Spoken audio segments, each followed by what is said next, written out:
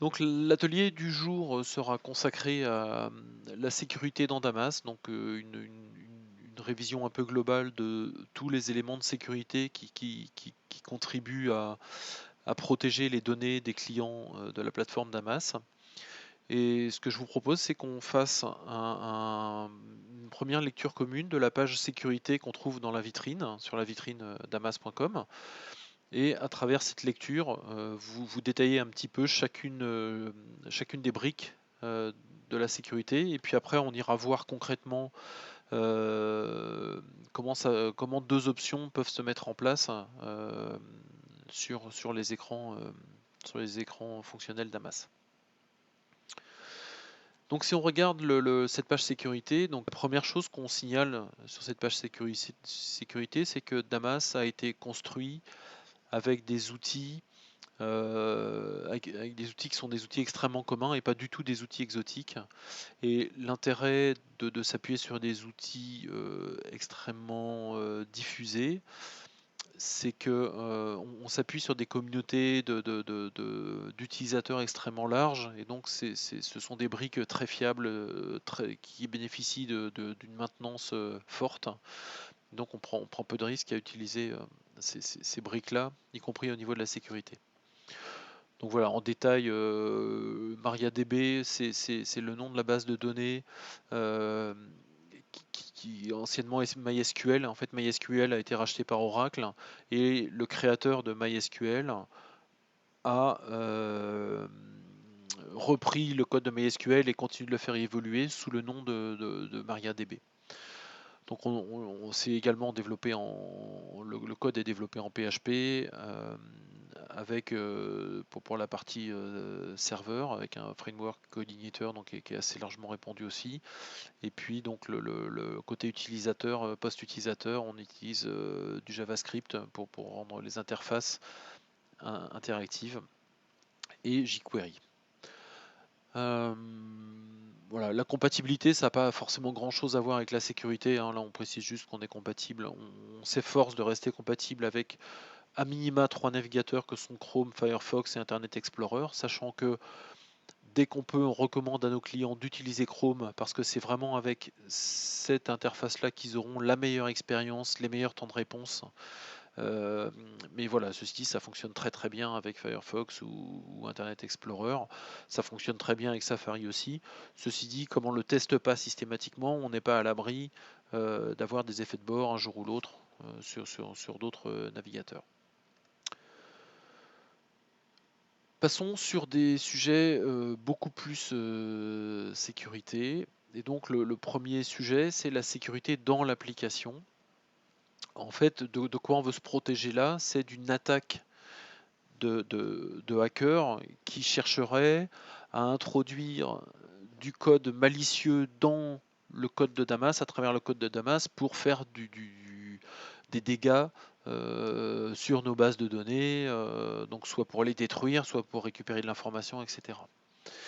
Pour éviter ça, il y a des règles de développement d'une plateforme logicielle assez strictes à respecter, qui consistent à valider toutes les données qui sont saisies dans les champs utilisateurs et donc la validation, vérifier que dans ces données-là, il n'y ait pas de code malicieux qui pourrait être interprété par le serveur et faire croire au serveur que c'est un bout du programme Damas.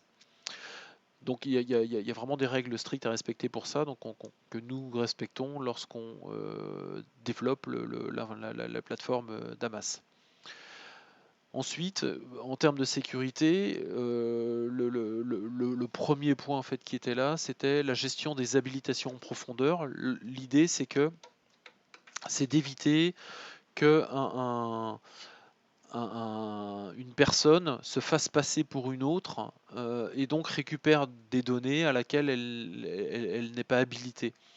Et pour ça, non seulement on vérifie la personne au moment du login ou l'identité de la personne au moment du login, mais on vérifie également à chaque transaction que la personne est bien habilitée à récupérer telle ou telle donnée en vérifiant ses droits d'accès et vraiment à chaque transaction. Donc sur l'interface, on n'affiche pas de données pour lesquelles l'utilisateur n'est pas habilité. Et du reste, on ne le fait pas puisque le serveur n'envoie pas sur le poste utilisateur de données auxquelles l'utilisateur n'a pas d'habilitation. Donc c'est bien le serveur qui fait le tri et pas le poste client, parce que si c'était le poste client, ben, on pourrait trafiquer l'interface utilisateur pour voir ces données. Donc il faut bien faire le filtre en amont. Le point suivant concerne le contrôle et la limitation des accès à la plateforme Damas. Le point standard pour contrôler l'accès à Damas, c'est le mot de passe utilisateur. Donc un utilisateur crée un compte à partir de son adresse mail, et donc cette adresse mail est la clé d'accès et la clé d'habilitation à chacune des applications Damas. Et donc quand on crée un compte avec son adresse mail, on définit un mot de passe complexe, c'est-à-dire que aujourd'hui on considère, quand je dis on, c'est la communauté web considère qu'un mot de passe qui contient 8 caractères de long et 3 niveaux de complexité à l'intérieur de ce mot de passe est d'une complexité suffisante pour éviter des attaques de type brute force où des logiciels testent des millions de mots de passe hein, pour essayer de trouver le bon mot de passe. Et donc, la gestion des mots de passe, comment je change mon mot de passe, comment je crée le mot de passe la première fois, etc. Tout ça est fait sur des briques fonctionnelles, éprouvées, qui ont été testées déjà et utilisées par des milliers de sites web. Et donc, on s'appuie sur ces briques-là préexistantes plutôt que réinventer la poudre à chaque fois avec le risque de laisser une faille dans le code qu'on développe. On réutilise des briques fiabilisées et éprouvées. Une première option qui permet de contrôler l'accès aux applications, c'est de restreindre l'accès aux applications jugées sensibles par nos clients, à une certaine population, mais plus qu'une certaine population, c'est par un lieu physique d'où les postes utilisateurs accèdent à l'application. En fait, on fait ça par une restriction par adresse IP. Donc ça, on ira regarder tout à l'heure en détail comment ça fonctionne. Et donc on dit ben, telle ou telle adresse IP peuvent accéder à cette application et pas les autres adresses IP. Comme on y reviendra en détail tout à l'heure, je ne vais pas plus loin maintenant. Et enfin, on est capable, ou on sera capable, lorsque les clients nous le demanderont, d'activer une option permettant une authentification forte. Là encore, ça sera activable application par application. Donc dans les propriétés de l'application, on dit je n'autorise l'accès à cette application que pour les personnes qui sont passées par une authentification forte. Une authentification forte, c'est quoi? C'est un mot de passe à usage unique généré aléatoirement et régénéré toutes les 30 secondes et qui est fourni par une application disponible sur le smartphone de l'utilisateur. Et c'est ça qui est important, c'est que ce soit le smartphone de l'utilisateur qui fait que on sait que c'est la personne on sait que la personne qui se connecte, c'est bien la personne qui est en possession à l'instant où on parle du smartphone qui permet de générer ce mot de passe. Donc une authentification forte, quand on prend sa définition officielle, c'est la somme de quelque chose que je sais et quelque chose que je possède. Donc ce que je sais, c'est le mot de passe fixe, c'est mon mot de passe fixe associé à mon compte, et ce que je possède, ben, c'est le smartphone. Et personne d'autre peut posséder le même smartphone que moi au même instant. Et donc la somme de ces deux fonctionnalités s'appelle l'authentification forte, et donc permet d'être absolument certain de l'identité de la personne connectée. Dans un autre domaine, on peut également offrir à nos clients un serveur dédié. Serveur dédié, ça veut dire quoi? Ça veut dire que toutes les applications Damas de ce client seront sur ce serveur dédié, seront hébergées sur ce serveur dédié. Par contre, ce serveur dédié sera toujours managé par l'équipe technique Damas. Donc il sera hébergé chez le même hébergeur que le serveur Damas public. Et donc on peut se poser la question, ben, qu'est-ce que ça apporte comme sécurité? Ben, ça apporte deux niveaux de sécurité majeurs supplémentaires. Le premier, c'est que ce serveur dédié pourra être isolé du monde Internet public, c'est-à-dire qu'on pourra définir des règles qui préciseront qui peut accéder euh, précisément à ce serveur. Et là, on pourra mettre différentes technologies en place pour restreindre cet accès au choix du client en fait. On pourra mettre en place la technologie qu'il préfère, hein, soit par proxy, par réseau privé virtuel, etc., etc. Et donc, du coup, la communauté mondiale des hackers ne voit plus ce serveur sur le web et donc ben, ne peut plus tenter de le pirater, de trouver des failles, etc.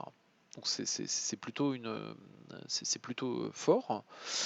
Et le client qui bénéficie d'un serveur dédié va bénéficier également de mises à jour différées s'il le souhaite des évolutions fonctionnelles. Et donc, si jamais par hasard il y avait quelques bugs lorsque la plateforme Damas est mise à jour, eh bien, le fait de bénéficier de ces mises à jour 15 jours ou un mois plus tard, eh bien, on a de grandes chances que l'ensemble des dysfonctionnements associés à cette mise à jour ait été corrigé. Alors, la contrepartie de ça, il y a deux contreparties, c'est que si on veut faire des applications Damas utilisables par des clients, des partenaires, des fournisseurs qui ne sont pas dans le même système d'information que le client, ben, ça va rendre les choses un peu compliquées. Et puis la deuxième contrepartie, c'est que ça a un coût, ce serveur dédié, qui est facturé 25 unités par mois. Donc c'est un coût non négligeable, réservé vraiment à des besoins extrêmement spécifiques. Un autre point extrêmement important concernant la sécurité, ça va être la confidentialité des données jugées sensibles. Donc on va offrir une option de chiffrement des données sensibles. Alors, dites sensibles, là il faut bien identifier vis-à-vis de quoi on veut se protéger. Ce chiffrement des données sensibles, il est fait pour les clients qui ont des contraintes de confidentialité de leurs données extrêmement fortes et pour qui le fait que l'administrateur de la plateforme Damas puisse avoir accès à ces données est un frein majeur. On a le cas aujourd'hui pour nos clients banquiers qui ont des données sensibles. Généralement, c'est le nom de leurs clients ou des données de ce type-là, ou leur numéro de téléphone. Eux peuvent juger ces données-là sensibles. Sensibles au point qu'ils souhaitent que même nous, administrateurs de la plateforme, ne puissions pas accéder à ces données avec le risque qu'on soit mal intentionné et qu'on puisse diffuser ces données-là sur la place publique. Et donc, cette brique de chiffrement des données sensibles est faite de telle façon que l'on garantit par construction technique que nous ne pourrons plus jamais accéder à ces données sensibles et qu'ils seront les seuls à pouvoir y accéder. Donc c'est extrêmement fort comme engagement. Et donc on ira regarder de façon beaucoup plus précise dans quelques minutes comment ça se traduit concrètement sur la plateforme Damas. Ensuite, la sécurité dans l'utilisation. En fait, quand on utilise une application Damas, on a deux fonctionnalités intégrées complètement aux applications qui participent à la sécurité. C'est que les administrateurs d'une application ont une vision exhaustive et extrêmement précise des droits d'accès de chaque donnée de leur application. Ils savent qui peut voir quoi, qui peut modifier quoi et qui ne voit pas telle ou telle donnée. Donc c'est vraiment, ça participe beaucoup à la sécurité des données d'une application. Le deuxième point, c'est que dans chaque fiche, on offre l'historique complet des modifications des données qui ont été faites par les différentes personnes au cours de la vie d'une fiche. Et donc ça aussi, ça participe à la sécurité d'une application. Un autre domaine de sécurité, c'est la réversibilité. La réversibilité, c'est quoi? C'est la capacité d'un client à pouvoir dire demain, je ne veux plus travailler avec Damas pour une raison qui me regarde, je veux pouvoir récupérer mes données et les réinjecter dans un autre outil. Donc pour ça, Damas fournit des fonctionnalités systématiquement disponibles pour tous nos clients. C'est la capacité d'exporter leurs données. Donc d'une part, on exporte les données des fiches à travers les vues, hein, donc, à travers l'onglet fiches. Donc on peut par exemple prendre la vue par défaut d'une application. On clique sur exporter vue au format Excel ou au format CSV et on récupère toutes les données de l'application. Alors attention, on récupère que les données à l'instant où on parle, on récupère pas l'historique des modifications, etc. Si jamais dans ces fiches, dans l'application qu'on souhaite récupérer, on avait des champs de type pièce jointe et que nos clients avaient des fichiers qui souhaiteraient continuer à récupérer ces fichiers, on a aussi dans l'onglet conception, personnalisation, un bouton qui permet d'exporter l'ensemble des pièces jointes associées à l'application et on les exporte dans un gros fichier zip. Donc c'est ce gros fichier zip qu'on met à disposition du client. Et chaque fichier à l'intérieur de ce fichier zip est identifié par un nom correspondant à la valeur du champ clé de la fiche dont il est issu et au nom du champ dont il est issu. Donc on est capable de faire une relation très précise entre chaque fichier et l'endroit d'où il provient. Si on parle sécurité, on doit évidemment parler de sécurité de l'infrastructure, de là où est hébergée la plateforme Damas et des communications. La plateforme Damas est hébergée en France, c'est important. Enfin, la base de données et toutes les données de l'application Damas et tout le logiciel Damas est hébergé donc en France dans un data center tier 4. Alors, un data center tier 4, c'est quoi? C'est un endroit, une salle machine, qui dispose de fonctions de sécurité, c'est-à-dire tout est redondé. La climatisation est redondée, l'accès au réseau Internet est redondé, les machines sont tolérantes aux pannes, etc., qui font que la probabilité de panne ou de sinistre sur un data center tier 4 est extrêmement faible. Euh, donc les probabilités font qu'on est à 99,9999% de disponibilité dans ce type d'infrastructure. Plus exactement, c'est ce qu'on donne ici en bas, 99,995% de disponibilité, ce qui est plutôt intéressant. Donc ce data center tier 4 est en plus surveillé avec des outils très pointus 24/24, 7 jours sur 7 et 365 jours par an. Et puis donc c'est un data center. La société qui gère ce data center est une société qui est extrêmement axée sur la sécurité. Puisque c'était son premier métier, il n'héberge des serveurs, ils n'ont hébergé des serveurs qu'après leur premier métier, c'était une étape suivante dans leur développement, mais leur premier métier c'était bien la sécurité. Sur l'hébergement, il faut distinguer les pièces jointes. En fait, les pièces jointes, les fichiers qu'on stocke dans les applications Damas ne sont pas stockés au même endroit. Aujourd'hui, nos fichiers sont stockés sur une plateforme Azure, donc Azure c'est Microsoft, sur une infrastructure européenne, hein, dans 2 pays européens, donc synchronisée instantanément. Et en fait, la sécurité des pièces jointes, elle est amenée grâce à cette synchronisation, qui fait que s'il y a un data center, s'il y a un problème sur une bête donnée d'un data center, ben, l'autre data center prend le relais. Alors, comme on est certes toujours en Europe, mais chez Microsoft, comme Microsoft est américain et qu'on souhaite garantir une confidentialité des données vis-à-vis des Américains, c'est une demande assez courante de nos clients. Eh bien, pour garantir ça, en fait, chaque fichier qu'on stocke est chiffré avec une clé qui est propre à ce fichier. Donc la clé, on la garde dans nos bases de données, on n'envoie que le fichier chiffré. Donc avec la méthode triple DES, avec une clé triple DES de 192 bits. Et chaque fichier donc, est stocké, chiffré, dans un... donc le nom du fichier ne peut pas être parlant, le contenu ne peut pas être parlant, et il est stocké parmi tous les autres fichiers, donc on ne sait... Quelqu'un qui verrait l'espace de stockage que l'on a chez Microsoft Azure ne saurait pas d'où provient ce fichier, de quelle application, de quel client, de quelle fiche, ni rien du tout.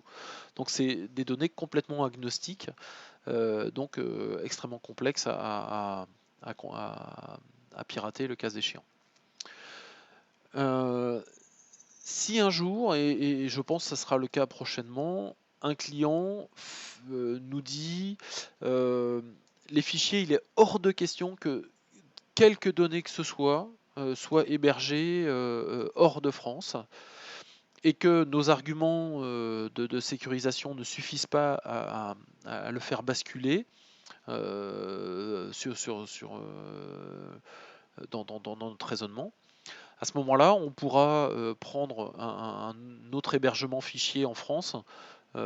C'est pas très compliqué à mettre en place, mais on le fera que si on ne peut pas faire autrement, parce qu'aujourd'hui ça fonctionne très très bien comme ça. Mais il ne faut pas que ça soit rédhibitoire, hein, on pourra répondre à ce point-là. Dernier point, l'ensemble des communications entre les utilisateurs et les applications sont chiffrées.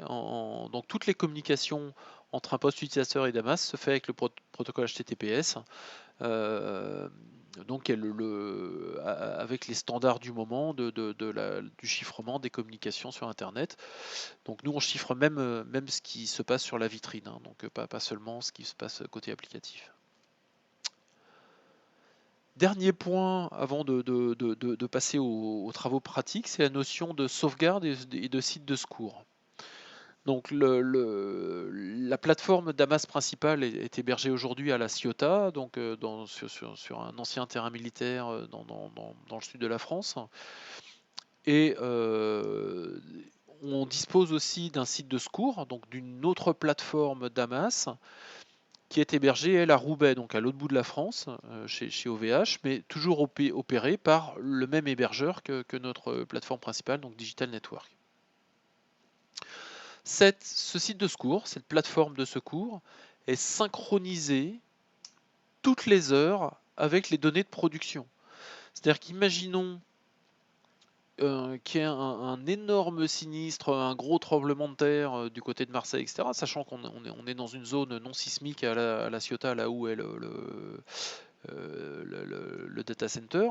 Mais imaginons que néanmoins ça arrive un jour, on serait capable de reprendre la production en quelques dizaines de minutes. Alors contractuellement on dit en 4 heures, mais on serait capable de le faire beaucoup plus vite sur Roubaix. Avec des données, avec une perte de données maximale d'1 heure. Donc si on n'a pas de chance, si on a raisonnablement de la chance, on aura perdu une demi-heure de données, de mise à jour de données pour nos clients. Et si on a un peu de chance, on aura perdu 5 minutes, quoi. Et donc, et on teste régulièrement que ce site de secours contient bien les données à jour et serait prêt à repartir et à prendre le relais le cas échéant. Au-delà du site de secours, on sauvegarde l'ensemble de la base de données Damas, donc les données de nos clients, hein, tous les champs qu'il y a dans toutes les fiches de tous les Damas. Donc ça, c'est sauvegardé toutes les heures et stocké sur 2 sites différents, sur le site principal et le site de backup, avec des durées de rétention assez rapprochées pour les sauvegardes récentes et qui s'espacent de plus en plus, hein, puisqu'on conserve les sauvegardes de toutes les heures, on les conserve pendant 4 heures. On conserve une sauvegarde toutes les 4 heures pendant 24 heures, une sauvegarde par jour pendant 7 jours, une sauvegarde par semaine pendant 5 semaines, une sauvegarde par mois pendant 12 mois. Ce qui fait qu'on a plus de 30 sauvegardes continuellement disponibles. Alors, à quoi ça sert ces sauvegardes? Au quotidien, ça sert pas à grand chose en fait. Concrètement, on les utilise jamais, mais ça pourrait servir dans des cas extrêmement rares où on aurait des données corrompues ou un client se rendrait compte tout à coup qu'il a des données qui sont plus les bonnes ou qui sont corrompues, mais il s'en aperçoit 3 semaines après. Et donc nous on serait capable d'aller rechercher ces données d'il y a 3 semaines pour réinjecter les données qui vont pas bien dans ces bases. Donc là on serait dans de la dentelle, hein, on serait pas dans une opération immédiate. Donc ça pourrait demander un petit peu de temps, le temps de lui retrouver ces données, mais on pourrait les retrouver. Deuxième chose qu'on pourrait faire, on verra tout à l'heure dans les travaux pratiques, quand on chiffre les données sensibles de nos clients, quand le client chiffre ces données sensibles, si un jour il perd la dernière clé qui lui permet de déchiffrer ces données sensibles, eh bien on ne pourra plus rien pour lui, absolument rien, puisque nous, par construction, on n'a pas la clé qui permet de déchiffrer ces données, et on ne peut pas la deviner, on ne peut pas la reconstruire, et donc le client n'aura plus accès à ces données. Et donc, la chose qu'on pourrait imaginer faire, c'est que si on est capable de remonter à un moment où il se rappelle de son mot de passe du moment et donc où il dispose encore de la clé sur l'environnement de l'époque, on pourrait restaurer ailleurs, hein, ces données-là, et lui pourrait retrouver sa clé qui lui permettrait de déchiffrer les données, etc., etc. Enfin bon, dans des cas extrêmes, ça pourrait servir. Et du coup, les deux critères sur lesquels les entreprises jugent en fait la qualité d'une infrastructure, c'est les critères, ils sont appelés PDMA, c'est perte de données maximale maximale admissible.